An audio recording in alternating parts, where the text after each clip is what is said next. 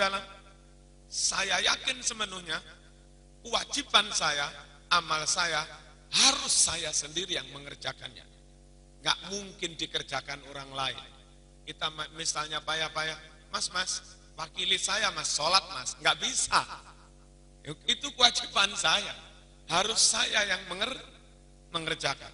Mas, wakili saya mas, saya ngantuk, wakili saya tahajud dan witir ya, nggak bisa.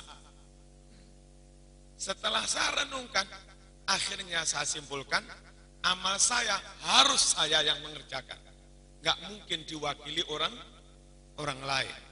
Makanya fajtahadtu, saya pun berijtihad, bermujahadah, berjihad, bersungguh-sungguh melakukan amal ibadah, meningkatkan kualitas maupun kuantitas dengan harapan mati dengan husnul khotimah.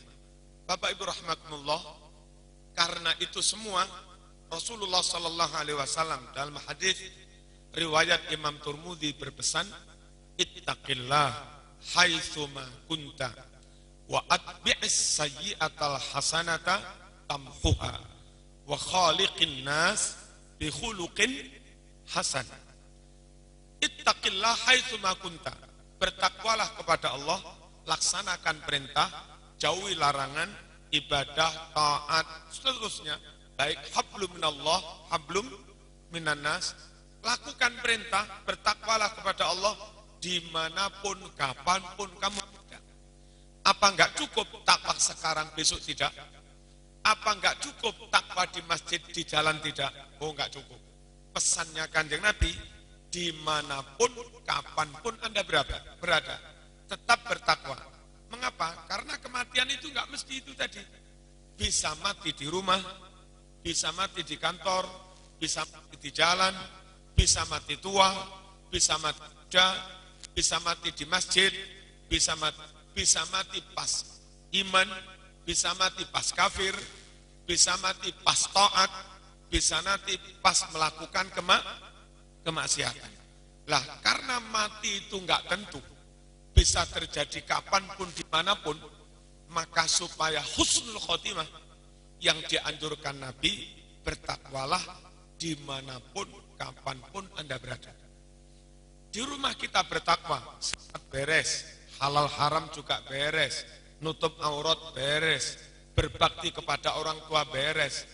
Di rumah kita bertakwa, kalaupun mati di rumah, mati husnul khotimah, mati bertakwa. Di jalan kita bertakwa, enggak nyerobot hak jalannya orang lain, enggak melanggar aturan yang sudah ditetapkan pemerintah, enggak nyogok-nyogok aparat dan seterusnya, enggak buka-bukaan aurat di jalan, enggak ugal-ugalan di jalan, mengerti hak orang lain, bisa jadi ugal-ugalan membahayakan orang lain. Di jalan pun saya bertakwa. Sambil perjalanan jauh, saatnya sholat, mampir masjid sholat, saatnya juga mampir melakukan. Kalau di jalan saya bertakwa pada Allah, mati di perjalanan pun juga mati husnul khotimah. Kalau di pasar saya takwa kepada Allah, saya nimbang beres, di pasar saya enggak boleh curang, di pasar saya enggak boleh mengurangi timbangan, takaran, di pasar saya enggak boleh berbohong, di pasar saya enggak boleh macam-macam, enggak boleh istilah Malang nganak nih duit. Apa nganak nih duit? Apa istilah sini apa? Udah. Membungakan duit. Saya di pasar, di toko tetap takwa kepada Allah.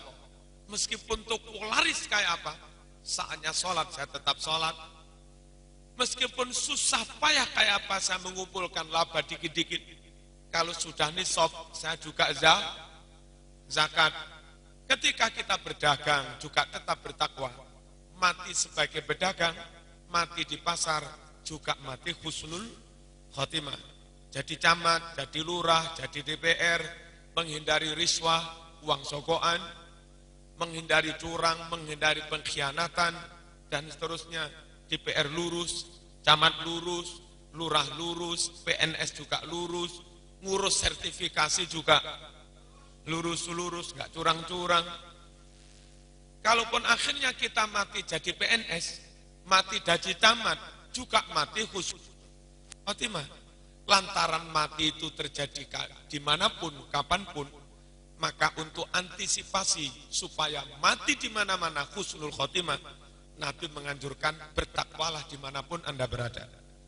Bertakwalah kapanpun Anda berada. Sehingga sebagai antisipasi kematian, kalau kita dimanapun bertakwa,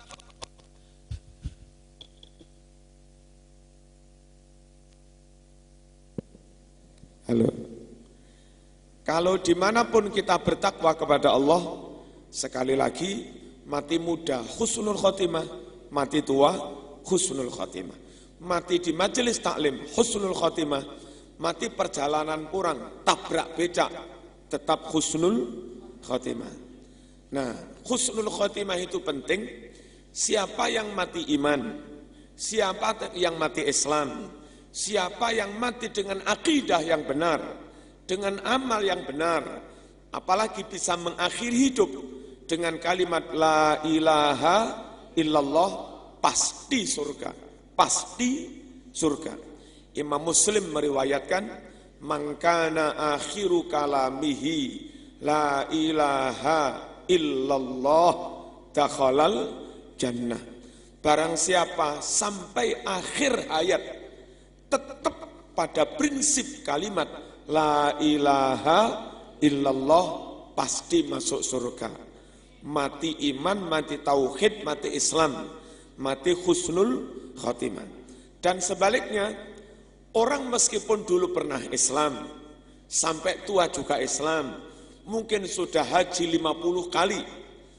Namun kalau sebelum mati dia keluar dari Islam, sebelum mati dia musyrik, sebelum mati dia murtad, sebelum mati dia kafir, sebelum mati masuk Kristen, masuk Hindu dan seterusnya, akhirnya mati murtad, maka sia-sialah seluruh amal ibadahnya. Dan ancamannya masuk neraka selama-lamanya. Itulah yang namanya mati su'ul khotimah. Allah berfirman di surat Al-Baqarah, wa may yartadid minkum an dinihi fayamut wa huwa kafir faulaika habitat a'maluhum fid dunya wal akhirah wa ulaika ashabun nar hum fiha khalidun. Barang siapa murtad dari agama Islam, keluar dari agama Islam, maaf, yang termasuk sembrono, Jamal Mirdad nikah dengan Lydia Kandu. Enggak hati-hati itu sembrono. Mungkin Jamal tetap muslim, tapi punya anak 4 harus dibagi 2. Separuh ikut Jamal, separuh ikut Lydia Kandu. Happy Salma nikah dengan orang Bali, akhirnya masuk agama Hindu. Nafa Urbah nikah dengan siapa yang Inggris itu, akhirnya masuk Kristen. Lah kalau sampai mati tetap Kristen kan mati su'ul khotimah. Wa may yartadid minkum an dinihi, barang siapa murtad keluar dari agama Islam, fayamut wa huwa kafir, lalu dia mati dalam keadaan kafir. Apa kata Allah? Faulaika habitat a'maluhum. Maka mereka itu seluruh amal ibadahnya lebur, sia-sia, terhapus semua. Wa ulaika ashabun nar. Dan mereka calon penghuni neraka. Berapa hari masuk neraka? Berapa bulan masuk neraka orang murtad itu? Berapa bulan? Hum fiha khalidun. Apa itu? Ya selama-lamanya kekal. Bapak Ibu rahimakumullah, Rasulullah sallallahu alaihi wasallam dalam hadis riwayat Imam Abu Dawud pernah mengkhawatirkan kejadian itu. Umatku ini terbagi menjadi 4. Minhum man yuladu mu'minan. Man yuladu mu'minan wa ya'ishu mu'minan wa yamutu mu'minan. Ada umatku yang terlahir sebagai muslim, mukmin, sepanjang hidup tetap muslim, mukmin, dan sampai mati tetap muslim, mukmin. Itulah mati husnul khatimah. Wa minhum man yulatu kafiran wa ya'isu kafiran wa yamutu mu'minan. Ada juga yang terlahir non-muslim, bapak ibunya Kristen, anaknya Kristen, sampai tua tetap Kristen, tapi dilalah pas dia sakit atau tabrakan mobil apa, dibawa ke rumah sakit Islam, RSI, yang menangani dokter muslim, perawat juga perawat muslim. Saat sakitnya semakin parah, oleh dokter dibimbing baca asyhadu alla ilaha illallah. Pak, mumpung belum mati Pak, ayo ikuti saya. Asyhadu alla ilaha illallah wa asyhadu anna muhammadar rasulullah. Adalah yang beruntung begitu. Setelah berhasil membaca syahadat, mati. Kan mati iman dah, mati husnul khatimah. Lah begini ini juga ada. Lahir kafir, hidup kafir, sebelum mati membaca syahadat, mati Islam, mati iman, mati husnul khatimah. Wa minhum man yulatu mu'minan wa ya'isu mu'minan wa yamutu kafiran. Ada yang terlahir sebagai muslim mukmin, mungkin orang tuanya pengurus NU juga, sepanjang hidup juga tetap muslim mukmin, mungkin mudin tukang imami tahlil, tapi wayamutu kafiron, matinya mati kafir. Dan peristiwa itu pernah terjadi di Malang, kira-kira 4 tahun yang lalu. Ada seorang kiai mati Kristen, lantaran dia sembrono itu gegabah, sakit malah berobat di rumah sakit RKZ, berobat di rumah sakit Kristen 2 minggu.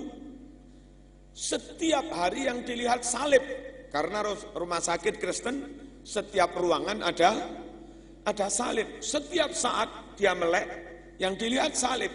Enggak ada tulisan Allah di rumah sakit Kristen itu. Nah, menjelang ajal, Gus Niam, dokter ini putranya Mas Duki, itu kebetulan pas besuk di situ, berusaha membimbing kiai ini untuk mengucap la ilaha illallah. Ternyata gagal, enggak berhasil. Malah kiai ini menolak, menggelengkan kepala, tidak mau. Sebentar lagi si pastor datang mengajak kiai itu berhaleluya. Monggo kiai, haleluya atas nama Allah, Tuhan Bapa yang ada di surga, Roh Kudus, Yesus. Kiai itu mau menirukan, terus mati. Dalam mati Kristen, mati kafir, mati musyrik, mati su'ul khatimah. Lah begini ini. Makanya punya rumah sakit Islam itu penting. Sudah punya toh Cirebon? Harus punya rumah sakit NU. Harus punya rumah sakit NU. Urunan, apa urunan ini di sini? Urunan.